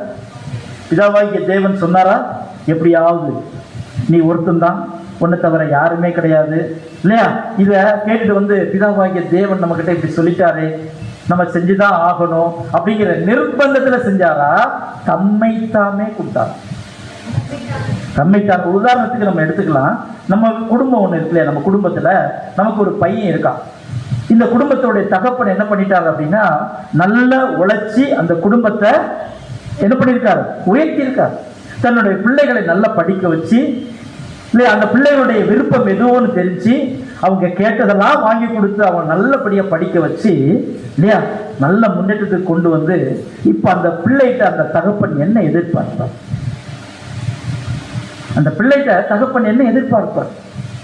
எனக்கு பிறகு இந்த குடும்பத்தை நல்லபடியா நீ தான் என்ன பண்ணிக்கணும், கவனிச்சுக்கணும். இப்போ அந்த பையன் அந்த பொறுப்பை உணர்ந்து செய்யணுமா, கடமைக்கு செய்யணும்? அப்பா சொல்லியிருக்கார், அப்பா கொடுத்த வாக்குறுதி இது. அப்பா எனக்கு சொல்லி சொல்லி என்ன பண்ணியிருக்கார், என்னை வளர்த்திருக்கார். இது நம்முடைய குடும்பம் இல்லையா? இந்த குடும்பத்துக்கு நம்ம செய்யணும்னு சொல்லி மனப்பூர்வமாக அந்த டெடிக்கேட்டடான ஒரு ஒர்க் பண்ணும்போது அந்த குடும்பம் என்ன ஆகும், பொருளாதார ரீதியில மட்டுமல்ல சமாதானத்தோடு கூட என்ன பண்ணும்னா அது வளரும் இல்லையா? இப்ப பிதாவாகிய தேவன் இப்படிதான் நமக்கு சமாதானத்தை ஏற்படுத்துறதுக்காக தம்மை தாமே என்ன பண்ணியிருக்காரம்மா ஒப்பு கொடுத்தார். இதுக்கு நிறைய வசனங்கள் இருக்கு, அதை நம்ம பின்னாடி பார்க்கலாம், பிரசனத்தை பார்க்க போறோம். அன்புக்குரியவர்களே, அடுத்த கேள்விக்குள்ள நம்ம போக போறோம். மீட்கும் பொருளின் விலைக்கிரயம் எவ்வாறு ஏற்பாடு செய்யப்பட்டது? மீட்கும் பொருளுடைய விலைக்கிரயம் எவ்வாறு ஏற்பாடு செய்யப்பட்டுச்சு? இப்படி கேள்வி கேட்டோம்னா அதுக்கு என்ன பதில் சொல்லணும்? நம்ம ஏற்கனவே பார்த்தோம், தெய்வீக ஏற்பாடினால் மட்டுமே தான் மீட்கும் பொருளை என்ன செய்ய முடியும்? ஏற்பாடு செய்ய முடியும். அப்ப பாத்தீங்க அப்படின்னா மீட்கும் பொருளான சரிநிகர் சமாதான விலை எப்படி அப்படின்னா தெய்வீக ஏற்பாட்டினால் மட்டுமே என்ன செய்யப்பட்டுச்சுன்னா சரி செய்யப்பட்டுச்சு. இது ஒரு பதிவு. அடுத்து பாத்தீங்கன்னா மீட்கும் பொருளின் விலை எங்கிருந்து ஏற்பாடு செய்யப்பட்டுச்சு? மீட்கும் பொருளுடைய விலை எங்கிருந்து ஏற்பாடு செய்யப்பட்டுச்சு அப்படின்னு கேட்டா அதுக்கு ஒரு பெரிய விளக்கம். என்ன விளக்கம் அப்படிங்கிறத நம்ம படிக்கலாம். அப்ப தெய்வீக நோக்கத்தின்படி உலக தோற்றத்துக்கு முன்பாகவே மீட்கும் பொருளின் விலைக்கிரயம் ஏற்பாடு செய்யப்பட்டாச்சு. நல்லா கவனிச்சுங்க. எப்போ? உலக தோற்றத்திற்கு முன்பே. உலகம் எப்படி இருக்கு? உருண்டையா. உலகம் இன்னும் தோன்றல இல்லையா? நட்சத்திரங்கள் வெடிச்சு அந்த தியரி எல்லாம் உருவாகல. பிதாவாகிய தேவன் அவர் எவ்வளவு நாள் அவர் ஒருத்தரே தாம் ஒருவராய் இருந்தார். நமக்கு எந்த ஒரு காலக்கணக்கும் இல்லை. ஆண்டவராய் இயேசு கிறிஸ்து அவர் கூட ஜெனிப்பிக்கப்பட்டதிலிருந்து எவ்வளவு நாள் இந்த உலகத்துல அவர் கூட உலகத்துல இல்லை அவர் கூட இருந்தார் நமக்கு தெரியாது. அதுக்கப்புறம் இந்த பூமி உருவாக்கப்பட்டது எந்த நாள் நமக்கு தெரியாது. ஆனா யாரை கொண்டு உருவாக்கினார், எப்படி உருவாக்கப்பட்டுச்சு, எதற்காக அதெல்லாம் நமக்கு தெரியும். ஆனா இந்த உலகமே உருவாகிறதுக்கு முன்னாடி உலக தோற்றத்துக்கு முன்பே ஆட்டுக்குட்டியானது என்ன செய்யப்பட்டாச்சம்மா? அடிக்கப்பட்டாச்சு. வெளிப்படுத்தல் 13ஆம் அதிகாரம் 8ஆம் வசனம் படி. வெளிப்படுத்தல் 13ஆம் அதிகாரம் 8ஆம் வசனம். உலக தோற்றம் முதல் அடிக்கப்பட்ட ஆட்டுக்குட்டியினுடைய ஜீவ புஸ்தகத்தில் பேருள்ளப்பட்டிருக்கிறார். உலக தோற்றத்திற்கு முன்பே அடிக்கப்பட்ட ஆட்டுக்குட்டி அப்படின்னா உலகம் தோற்றுனா தான் உலகத்துல ஆட்டுக்குட்டி வரும். கேள்வி கேட்டுதானே? உலகம் தோன்றுனாதான் உலகத்துல பயிர் பச்சடியை மேயக்கூடிய அந்த ஆட்டுக்குட்டி வரும். ஆனா உலக தோற்றத்துக்கு முன்னே அடிக்கப்பட்ட ஆட்டுக்குட்டி எப்படி அடிச்சிருப்பாரு? பிதாவாகிய தேவன் உலக தோற்றத்துக்கு முன்னே ஆட்டுக்குட்டியை அடிச்சாச்சுன்னு சொல்லி வெளிப்படுத்தின விசேஷத்துல படிச்சுட்டோம். எப்படி அடிச்சிருப்பார்? சிந்தையில என்ன பண்ணிட்டார்? சித்தம், தேவனுடைய சித்தமே அதுதான். ஆதாம் தவறுவார்னு தெரியுமா பிதாவாகிய தேவனுக்கு? ஆதாம் இன்னும் படைக்கவே படலையே. தன்னுடைய சாயலாக படைக்க போறார். மனுஷ குடியிருப்பேன் எல்லாமே ஒரு முன் ஏற்பாடு. ஒருவேளை ஆதாம் தவறலைன்னா அது எந்த மாதிரி அடுத்த கட்டத்துக்கு போயிருக்கணும் நம்மளால என்ன பண்ண முடியாது. இந்த குறுகிய மூளைக்கு அது என்ன பண்ணாது அப்படின்னா புரியவே புரியாது. மரம் மண்ட என்ன தெரியாது. அது ஒரே ஒருத்தருக்கு மட்டும் தெரியும் இல்லையா? அப்படின்னா பிதாவாகிய தேவன் ஆதியிலத்துல வைத்திருக்கிற தெய்வீக திட்டத்துல தன் குமாரனை அடிக்க போறார் அப்படிங்கிறது எப்பவே முடிவாயிருச்சு. உலக தோற்றத்துக்கு முன்னே என்ன செய்யப்பட்டாச்சு? அது முடிவாயாச்சு. அடுத்து பாத்தீங்கன்னா யெகோவா தேவனுக்கு அவரால் காணப்பட்டிருந்த லோகோஸுக்கும் இடையே ஒப்பந்தம் உண்டானது போது மீட்கும் பொருளின் விலைக்கிரயம் ஏற்பாடு செய்யப்பட்டது. மற்றொரு வகையில் கூறுவோமேயானால் லோகோஸ் மாம்சமாகி தம்முடைய 30வது வயதில் பரிபூர்ண மனித தன்மையை எட்டும் வரை மீட்கும் பொருளின் விலைக்கிரயம் கொடுக்கப்படவில்லை. அவர் அடிச்சாச்சு, ஆனா அவருடைய விலைக்கரையம் என்ன பண்ணப்படல, கொடுக்கப்படல. எப்ப வர 30 வயசுல ஏறக்குறைய 30ஆம் வயதில் என்ன பண்ணார்? ஜோர்தான்ல என்ன பண்ணிட்டார்? தன்னை பலியாக கொடுத்துட்டார் இல்லையா? என்ன செய்யப்படல? அது கொடுக்கிற வர அது நிறைவேறப்படல. சரி, கொடுத்தாச்சு. 30ஆவது வயது என்ன செய்யப்பட்டாச்சு? ஞானஸ்நானத்துல தன்னை பலியாக ஒப்பு கொடுக்கக்கூடிய அந்த ஒரு ஒப்பந்தம் என்ன ஆயாச்சுன்னா அங்க நிறைவேறியாச்சுன்னு சொல்லி நம்ம பார்க்கிறோம். அதன் பிறகு தேவ ஏற்பாட்டின்படி ஒரு மீட்கும் பொருளின் விலைக்கிரயமாக ஊழியம் செய்யவும் தம்மையே மீட்கும் விலைக்கிரயமாக கையளிக்கவும் முடிந்தது இல்லையா? அப்ப அதுக்கு ஒரு காலம் வரணும் இல்லையா? அந்த காலம் நிறைவேறின போது ஸ்திரீகளிடத்தில் பிறந்தவர் படிக்கிறோம். கலாத்தியர் 4ஆம் அதிகாரம் 5ஆம் வசனத்துல நம்ம படிக்கிறோம். அப்ப காலம் என்ன செய்யணும்? நிறைவேறணும். அப்ப நிறைவேறும் போது ஆண்டவராக இயேசு கிறிஸ்து வந்து அந்த உலக தோற்றத்துக்கு முன்பாக அடிக்கப்பட்ட அந்த ஆட்டுக்குட்டி இருக்கு இல்லையா, தேவனுடைய சித்தம், அதை இந்த பூமியில முதல்ல என்ன பண்ணாருன்னா நிறைவேற்றி அதை காமிச்சதை வந்து நம்ம பார்க்கிறோம். அன்புக்குரிய சகோதர சொல்லி இப்ப பாருங்க என்ன பண்ணலாம் அப்படின்னா, இப்ப இந்த உடன்படிக்கையின் உறவுக்குள்ளாக பிரவேசிக்கும் வரை இந்த மீட்கும் பொருளின் விலைக்கிரயமாக தம்மை ஆண்டவராக இயேசு கிறிஸ்து என்ன பண்ணல? தரல. அப்ப நிபந்தனைகள் அப்போது நிறைவடையவில்லை. அர்ப்பணிக்கப்பட்ட அவருடைய சித்தம் பிதாவினால் அங்கீகரிக்கப்பட்டிருந்தாலும் கூட அவரது முழு கையளிப்பை காண்பிக்கும்படி ஒவ்வொரு நாளும் ஒவ்வொரு மணி நேரமும் அவரிடமே விடப்பட்டிருச்சு. அப்படின்னா என்ன சொல்ல வரா தெரியுமா? ஞானஸ்நானம் எடுத்தாச்சு, அதோடு முடிஞ்சு போச்சுன்னு என்ன பண்ணல? இல்ல, அதுக்கப்புறம் 3.5 வருஷமும் பிதாவாகிய தேவன் அதை நிறைவேற்றுவதற்கு அவர் கையிலே கொடுத்தார். யார் கையில? ஆண்டவராய் இயேசு கிறிஸ்து கையிலே என்ன பண்ணிட்டார்? கொடுத்து அத்தனை சோதனைக்கு உட்படுத்திட்டார். ஒவ்வொரு மணி நேரமும் பிதாவாகிய தேவனுடைய சித்தத்துக்கு கீழ்ப்படிந்துதான் ஆண்டவராய் இயேசு கிறிஸ்து என்ன பண்ணியிருக்கார்? அதை நிறைவேற்றி முடிச்சிருக்கார். அன்புக்குரிய சார், இப்ப சொல்லுங்க, கெத்செமனேல ஆண்டவராக இயேசு கிறிஸ்து அந்த ஜெபம் பண்ணார் இல்லையா? வசனத்துல படிக்கும், ரத்தத்தின் துளிகளோடும் வேர்வையின் துளிகளோடும் அவர் என்ன பண்ணார்? ஜெபம் பண்ணார். படிக்கிறோம் இல்லையா? அப்படின்னா என்ன காரணம்? ஏன்னா அந்த ஞானஸ்நானத்தோட அது முடியல. சிலுவையில மரிக்கிற வரைக்கும் அது என்ன ஆகுது? வெயிட் பண்ணு. சரியா செஞ்சு முடிச்சிருப்பனா? பிதாவாகிய தேவனுடைய சித்தத்துக்கு இணைந்து என்னுடைய வாழ்க்கை இருக்கா அப்படிங்கிற ஆண்டவராக இயேசு கிறிஸ்து என்ன பண்ணியிருக்காருன்னா, ஏன்னா இது சின்னப்பட்ட வேலை கிடையாது, சாதாரணமான ஒரு வேலை கிடையாது. இந்த பூமியில இருக்க பெரிய பெரிய ராஜாக்கள்னாலும் என்ன செய்ய முடியாது?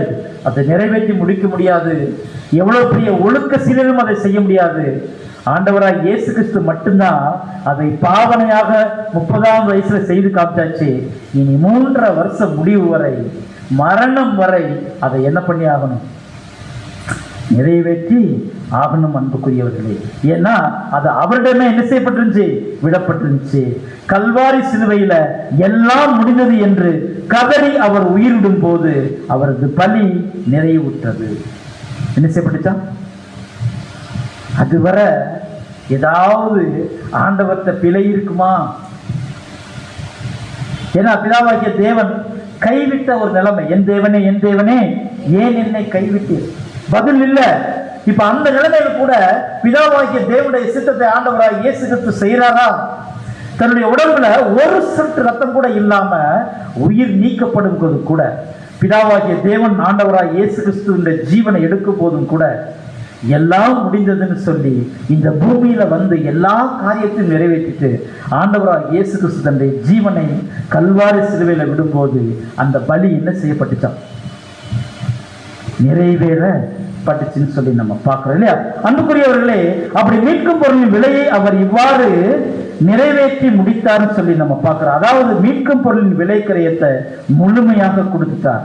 இங்கு மீட்கும் பொருளின் விலையை கொடுத்த பின்னாடி அல்லது நடைமுறை செய்வதற்கு அல்லது விடுவிப்பதற்கு இடையே உள்ள வேறுபாட்டை நாம் கொஞ்சம் புரிஞ்சுக்கணும். அப்படின்னா என்ன சொல்ல வர்றாருன்னா, இயேசு மரித்த நேரத்தில் மீட்கும் பொருள் ஏற்பாடு மட்டுமே செய்யப்பட்டுச்சு. என்ன செய்யப்பட்டுச்சான்? நம்ம இதோட முடிச்சிடல. ஆண்டவராகிய இயேசு கிறிஸ்துடைய பலியோட மீட்கும் பொருள் முடிந்தது என்று சொல்ல முடியாது. என்ன பண்ண முடியாதா? இன்னும் என்ன செய்யப்படணுமா?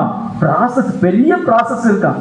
அது முடிஞ்சாதான் அந்த மீட்கும் பொருள் கொடுத்ததுக்கான ஒரு காரியமே நிறைவேறும் சொல்லி நம்முடைய மூத்த சகோதரர் நமக்கு என்ன பண்றாருன்னா, அது மனிதனை மரணத்திலிருந்து மீட்கும்படி பொருந்தும் வண்ணமாக இன்னும் கொடுக்கப்படவில்லை. சப்ஜெக்ட் முடிக்க போறோம். ஒரு முக்கியமான பாயிண்ட் வச்சு முடிக்க போறோம். ஏன் முடிக்க போறோம் அப்படின்னா, இதனுடைய தொடர்ச்சியை நீங்க ரீபிரிண்ட்ஸ்ல என்ன பண்ணி ஆகணும்? படிச்சுட்டு வரணும். மறுபடியும் ரீபிரிண்ட்ஸ் நம்பர் சொல்லவா? 5879 பேஜ் நம்பர் 107 107வது பேஜில் நீங்கள் ஃபுட்பாத் நியூ கிரியேச்சரில் உள்ள போனாலுமே இதை எடுத்து நீங்கள் ஓப்பன் பண்ணி பார்க்கலாம். ஆனால் அந்த டிரான்ஸ்லேஷன் கொஞ்சம் உங்களுக்கு கஷ்டமாக இருக்கும். ஏதாவது நோட்ஸ் கிடைக்குமான்னு பார்த்து பிரதர்ஸ் வேணா பிரதர்கிட்ட சொல்லி நான் உங்களுக்கு நம்ம குரூப்பில் வேணால் போட சொல்கிறேன். அதை நான் டிரான்ஸ்லேட் பண்ணி அந்த சாஃப்ட் காப்பியை வேணால் நம்ம இதில் வந்து போட சொல்லலாம். அதை நம்ம படிக்கலாம். படிச்சுட்டு ரொம்ப டெப்த்தான சத்தியத்தை என்ன பண்ண போகிறோன்னு நம்ம பார்க்கலாம். பிரதர், ஏன் ஆண்டவராக இயேசு கிறிஸ்து கல்வாரியில் தன்னுடைய பலியை முழுமையா பிள்ளையற்ற செலுத்தின பின்னாடி கூட அது இன்னும் நிறைவாகல அப்படின்னு ஏன் சொல்றார் அப்படிங்கிற ஒரு காரியத்தை நம்ம பார்க்கலாம் இல்லையா? அடுத்த கேள்வியிலிருந்து அடுத்த வாரம் என்ன பண்ணலாம், கர்த்தருக்கு சித்தமானால் தொடர்ந்து இந்த சத்தியத்தை அடுத்த வாரத்திலிருந்து நம்ம கவனிக்கலாம். தேவன் தாமே இந்த வார்த்தைகளை நமக்கு ஆசீர்வாதமாக்கி தருவாராக. ஆமாம். பொறுமையோடு கேட்டவங்களையும் தேவன் ஆசீர்வதிப்பாராக. ஆமாம்.